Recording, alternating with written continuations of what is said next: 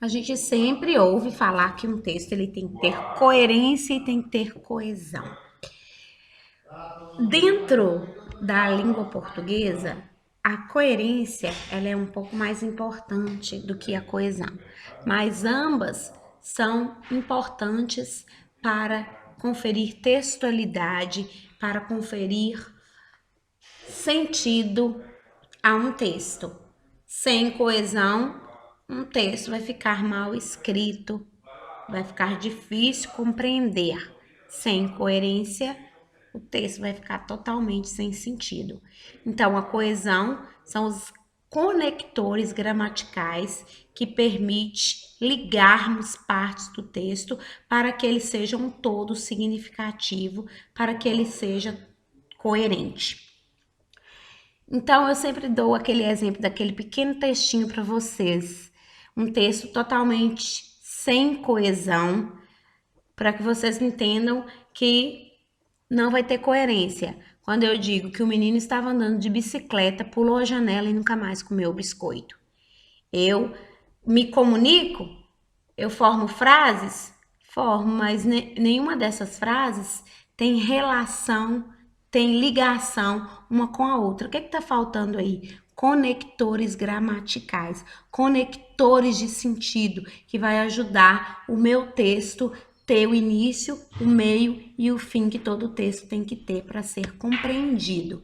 Então, é a coesão textual que vai ajudar um texto ficar todo amarradinho, todo bonitinho e, por conseguinte, coerente, com unidade de sentido. Lembrando que a palavra texto vem da palavra testo, do latim, que significa tecido. E a ideia de coesão textual, ela parte daí. Para um texto estar coeso, ele precisa de conectores gramaticais que fará com que o texto, assim como um tecido, seja um todo completo, um todo com sentido. Então, os elementos gramaticais que ligam palavras, que ligam frases, que ligam orações, que ligam até parágrafos inteiros, para dar textualidade, para conferir um todo significativo ao texto, são elementos de coesão textual. Estes elementos de coesão terão a função de retomar elementos que já foram referidos, que já foram citados no texto anteriormente, ou articular uma ideia à próxima, uma ideia que segue. Progressão temática, dar sequência à temática do texto. A utilização de conectores também é função de elementos de coesão. O que vem a ser a utilização destes conectores? A utilização de conjunções, a utilização de pronomes, que vão ligar partes do texto. Mais à frente veremos exemplos. E a relação temporal entre situações expressas. Relacionar o tempo de uma mensagem com o que foi dito anteriormente ou com o que será dito. Na sequência, veremos um esquema dos tipos de coesão textual existentes na língua. Temos a coesão gramatical e a coesão lexical. Nesta aula, veremos as subdivisões da coesão gramatical. Então, veremos primeiramente, dentro da coesão gramatical, a coesão referencial. E ela se realiza por 3 mecanismos: anafórico, catafórico ou por elipse. Vamos ver cada um desses separadamente. Na coesão referencial, como o próprio nome diz, temos o referente, que é um elemento linguístico que será retomado por outro correferente ou antecipado, se for um caso de catáfora. Então, vamos entender como acontece a coesão referencial por anáfora. A anáfora é um processo pelo qual os termos anafóricos retomam no decorrer do discurso o antecedente já mencionado. Uma palavra será mencionada no texto e por um processo de anáfora, ela será retomada por um termo que nós chamaremos de termo anafórico. Vejam o exemplo. Na frase, ao sair da escola, encontrei o Luiz e ele disse-me que o seu médico o atendera rapidamente. Observem que a palavra circulada de amarelo, o nome próprio Luiz, está sendo retomado por um elemento anafórico, que é ele facilmente entendido pelo interlocutor que lê essa frase. Ele refere-se, dentro do contexto, a Luiz. Então, temos o referente Luiz para que consigamos entender. Então, ele é um elemento de coesão referencial que retoma a palavra Luiz, o termo antecedente já mencionado, Luiz.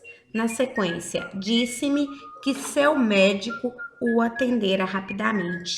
Percebam que seu refere-se ainda ao nome Luiz. O médico de quem? O médico do Luiz. E o pronome o, também refere-se ao nome Luiz. Retoma Luiz. O médico o atendera. Atenderá a quem? Atendera Luiz. Então, essa retomada de um termo já dito, já mencionado anteriormente em um texto, chamamos de anáfora. O processo de coesão textual referencial por catáfora é semelhante ao da anáfora, só que aqui acontece uma troca, uma inversão. O elemento linguístico, ele vem depois dos termos correferentes. Os termos correferentes na catáfora vêm antes do referente do discurso. Vejamos a frase. Após a consulta e o que nela lhe fora dito, o jovem sossegou. Percebam que o pronome lhe, dentro da frase, ele refere-se ao jovem, só que ele vem antes, está acontecendo um processo de catáfora. Aqui, quem é o referente do discurso? O jovem, sobre quem está sendo dada a informação dentro da frase, sobre o jovem. Existem referentes que vêm antes dessa informação, deste elemento principal, que é o jovem. Então, acontece um processo de coesão por catáfora. Ainda temos o processo de coesão por elipse. Nesse processo, termos anafóricos ou catafóricos não vão aparecer lexicalmente, não vão aparecer dentro do texto, mas será subentendido porque não necessariamente precisamos da repetição deste elemento ou da retomada deste elemento, porque pelo contexto ele é facilmente identificado, por isso é feito a partir deste processo de coesão referencial por elipse. Vejamos a frase. O Armando foi à consulta e sossegou.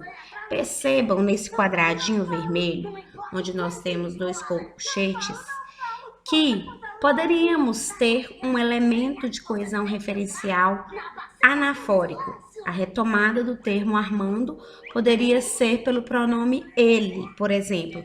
O Armando foi à consulta e ele sossegou. Mas não precisamos deste termo, uma vez que ele é facilmente compreendido dentro da oração e seu emprego seria desnecessário. Percebam que a omissão do referente não prejudica a compreensão ou entendimento da frase. A elipse é um recurso que contribui ainda para a coerência do texto, para que o texto seja um todo significativo, para evitar repetições.